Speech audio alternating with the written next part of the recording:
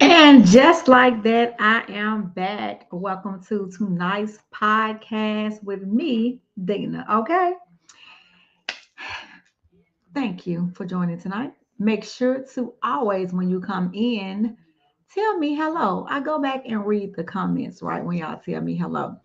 If you have not subscribed to the podcast, please do so. You still got a few moments to go ahead and do it. Make sure you hit the notification bell so you will always be notified when I go live, right? I know it's been kind of hit and miss with your girl because just like we are talking about new territory, open doors, closed doors, that is what I have truly been walking in these last couple of weeks. So it has been very busy, very hectic, and I have had little to no time to actually do what I have been doing. But that's good because, during those seasons, I didn't take advantage of my rest season as I should because, even when you're moving a lot, God gives you a little short period of rest for you to refocus so you can hear Him and prepare for what's next. So I did it a little bit, but not all the way. So now it's like no time for this, like go, go, go, let's get it. Okay.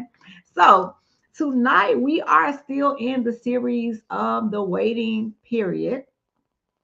And last week, I think we talked about cultivating joy because we are in the mini series of new territory, right? And what that looks like. So we're still walking in new territory, even though this year is coming quickly to a close, right? Man, tomorrow is October. 3 months left in this year. Just a little, let's see. I'll have an icebreaker tonight, but just go back with me as I'm gonna go back and just think about where you were in January. What have you accomplished this year? What has God opened up for you, or what has He closed for you? How has He moved you and shifted you? Like, are you in the same place that you was in January? Have you reached your goals? I don't know if you do a New Year's resolution or not, but what's that look like? Like, have you accomplished anything this year? That's a thought, right?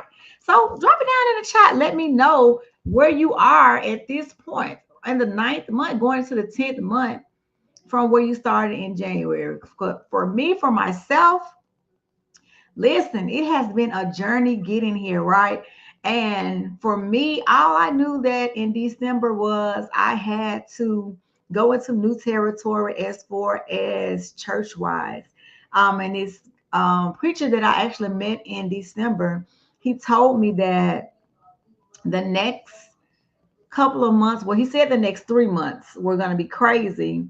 He said, but in this next season. So apparently this season is still going on because it is still, like you said, in this new season, that God was not going to give you a plan. You were just going to have to trust Him. And it has literally been my walk, my journey this year, right? So if you don't know what I'm talking about, go back and watch my previous videos and it will show you what has happened for me from January up until now, right? So still got 3 months left. Don't say God, long time to do nothing. So who knows what is going to happen before this year is out, right? Expectation. Told y'all that this is the year of manifestations. If God said it, you're going to touch it this year, right? So tonight we are talking about honoring the space between what was and what's next.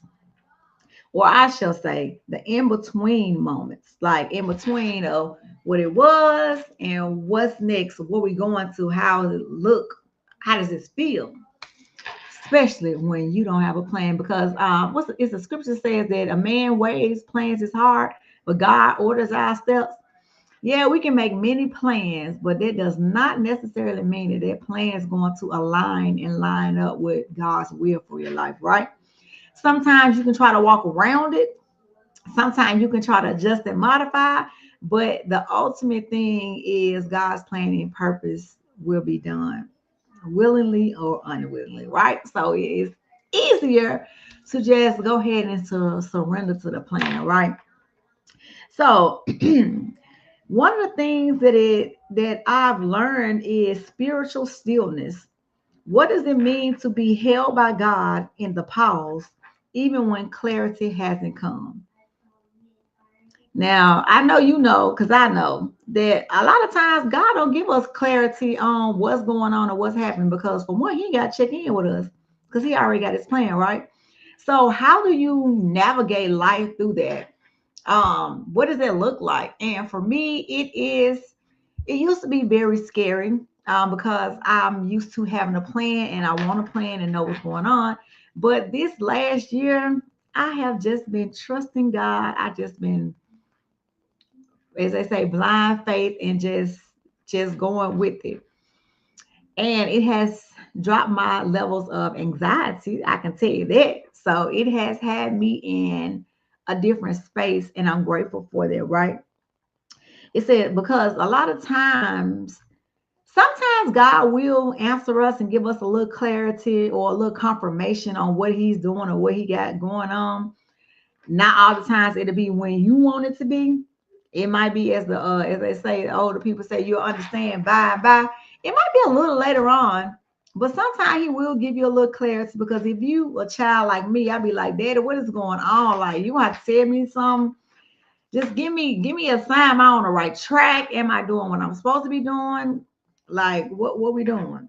But y'all know he be like, Lord, here she come again, my little polar tink tink. But it goes with the territory because we are spiritual, but we're natural first and then spiritual. So in your natural man has kind of a sense on his own, but we have to reel it back to, as the scripture said, lean not to your own understanding, but in all thy ways acknowledge him because we don't be knowing what he be doing.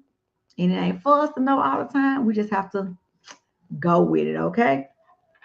So I just have tonight, what tools or rituals help us to stay present and expectant in the not yet? So the not yet is for me some things maybe the Lord has told you or showed you, but it's not yet time. So how do you deal with that?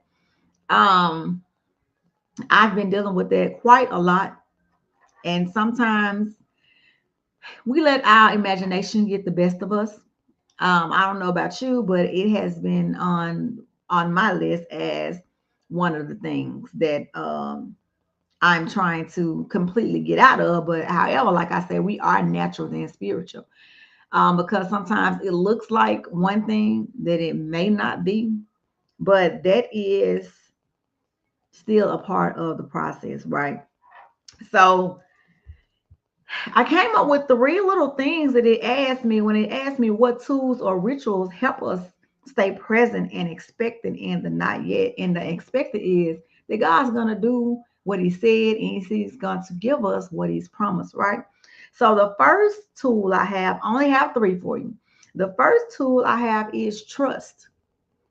Trusting and trusting God when it don't even make sense to you. Because God used to tell me all the time, I don't need you to try to figure it out or explain to nobody else what it is. I just need you to trust me. You don't even understand what I'm doing. So how are you going to explain it to somebody else? And you have to be very careful of that because I did that a lot, trying to make sense of things and to talk to people to make it make sense when that ain't how God operates. Because what he does is outside of our even process of mind or thoughts, right? So you just have to get to a place where you just trust God and know that however he's going to bring this all together, that it is going to work out that way, right? So the second tool I have is to listen. Sometimes when you're so busy moving and trying to put stuff together and figure out the details on your own, you're not listening. You don't hear God's voice because you're too busy putting it together yourself. So we have to be more aware of some things. And I've gotten into a habit where if I've asked God for something, then I sit still so I can hear what it is. And if he don't tell me today, I got to tomorrow and the next day until he gives me direction of what I need to do or not to do, right? And it's all in his time. And the next one is to receive. Receive whatever it is that he has given you to do. Now, people say that you're not supposed to question God, but I beg to differ because me and God, we have conversations, right? I be like, it's a way that you come to God, no, not like you're demanding answers because he don't work like that, right? But you can have a conversation and ask God some questions. And guess what? He will give you some answers. You just have to listen and receive it the way He's going to give it to you. He deals with everybody different ways. So for me, He deals with me with dreams, and songs. So if I've asked something, I might hear just a couple of words of the song, and then I go back and listen to the words. And I said, oh, okay, that's what he's saying. Okay, so I got that. Let's move on to whatever's next, right? And those are the three tools that you can use even when clarity hasn't arrived, even when you don't understand. Because God never asked us to understand, even in the Proverbs, I think 3, 5, and 6, it says, lean not to your own understanding, but in all thy ways acknowledge me, and he shall direct your path, right? That's all you gotta do. Even when you don't understand, he understands, right? So it has a fill in the blank. This is a season of blank. I am being invited to blank.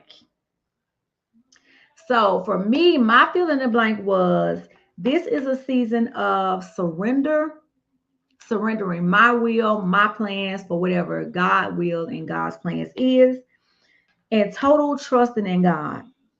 I am being invited to let his plan and purpose unfold how he wants to and when he wants to. Because y'all know the song says he might not come when you want him, but he's always on time, right? Because he's an on time God. And everything goes according to his time and his plan, not ours. Because we have this kind of time, but God has Kairos time.